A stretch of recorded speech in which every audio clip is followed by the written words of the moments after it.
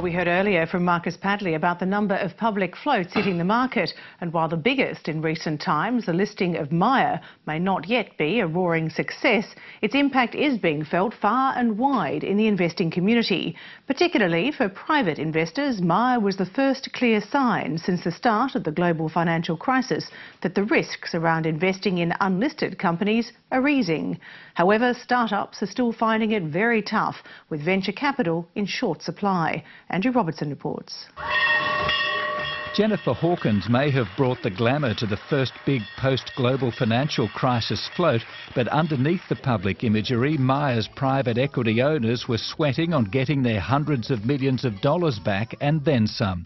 Other investors were watching closely. And it's brought the positivity back, I suppose, for private equity firms who are looking at floating out some of their investments that they've made over the last 5 years, and also venture capital firms in actually exiting their investments so they can get some more cash into their bank accounts so they can start investing again.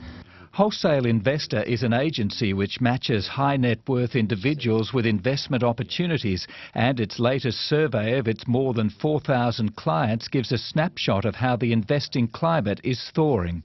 Back in August, the most sought after investment was private companies, with property a long way back in second and listed companies third. The November survey shows private companies are still the most popular, but now with confidence in markets returning, investors are actively looking for companies wanting to go public. In the next 3 years, there's going to be about 500 floats happen on the ASX, and all of them are going to go through that pre-IPO phase where they're going to do a round of capital raising in order to, basically either strengthen the balance sheet or make an acquisition before they go into the float. And pre-IPOs are always at a discount to the IPO. Internet pioneer Domenic Carosa survived the dot-com bubble and bust of the late 1990s, but lost his digital music company Destra in the collapse of stockbroker Opus Prime. He now runs Dominet, an investment company which has ploughed funds into 12 internet businesses in the past 2 years. First of all, we look at the quality of the management. Then we look at the gap in the marketplace that this particular company is trying to focus on. And thirdly, we look at valuation. And it's typically the last point that really falls down is a lot of entrepreneurs have their heads in the clouds when it comes to unrealistic expectations of valuations. Start by deciding whether you want to be a driver, passenger or either. A case in point is Melbourne-based startup The Daily Commute, which is an internet-based carpooling concern. Its founder is Glenn Batson. I think what we're asking for the venture capital is quite realistic.